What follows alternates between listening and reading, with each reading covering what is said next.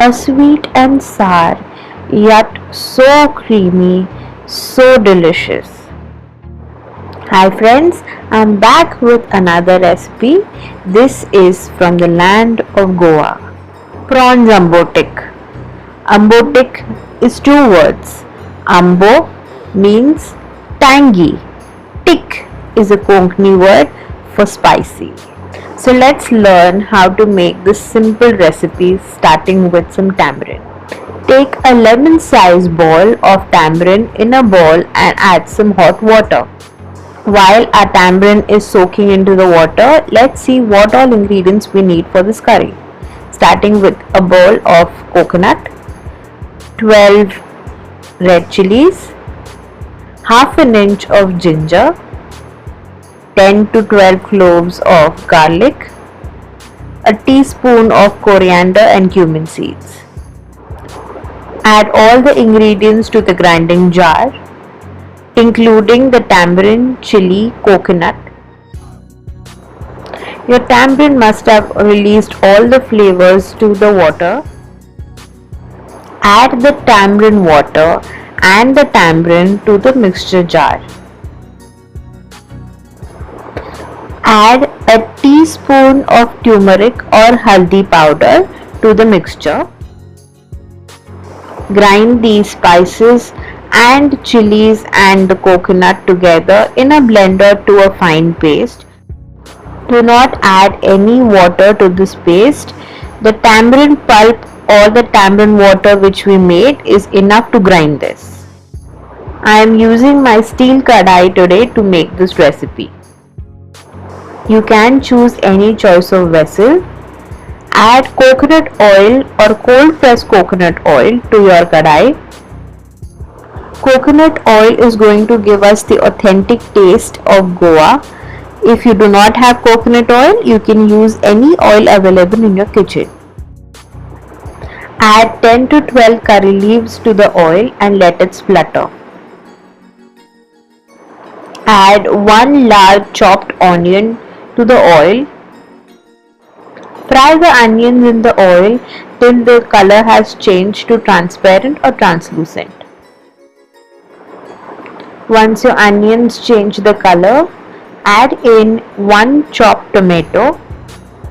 Fry the tomatoes till they turn soft and release all the water. Keep stirring the tomatoes on high to medium flame. Once your onions and tomatoes are soft, add in the ground paste which we made of coconut, tamarind and the spices. I have used red spicy chilies, so I am not adding any extra spice to this. If you are using Kashmiri mirch, please add a teaspoon of red chili powder. My masala is nicely sauteed, so I am going to add 1 cup of water to this mixture. I have just rinsed my mixer bowl for not wasting any masala that we grounded. Give this curry a nice stir and bring the curry to a boil. Once your curry starts to boil, add in half a kg of deveined clean prawns to the curry. Mix well and let the prawns cook. Let the prawns cook into the boiling curry. Prawns do not take long time to cook. When they curl up and change their color, this is the sign that the prawns are cooked. Prawns cook in about 5 to 7 minutes, so do not overcook them. I am now going to add a cup of coconut cream to the curry.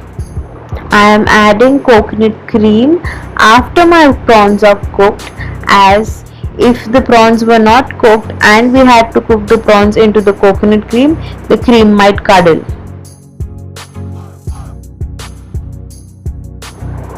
I am going to add black pepper to the curry. Black pepper helps assimilation of turmeric in our body, so whenever you add turmeric, do add a hint of black pepper.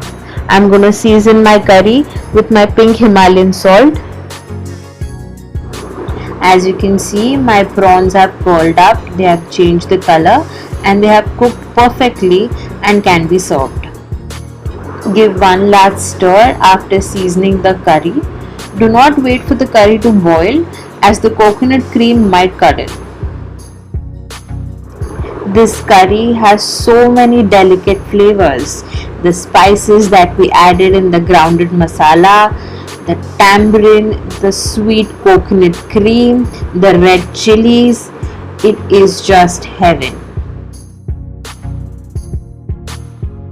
Serve this curry along with some steamed rice or rice bhakri. This is perfect even with Goan pav. If not prawns, you could also use any other meat or even vegetables to make this curry. The recipe remains the same. So try this recipe today and remember the vacation that you had in Goa. This is your Bakasur Mama signing off today. See you soon with yet another Goan recipe.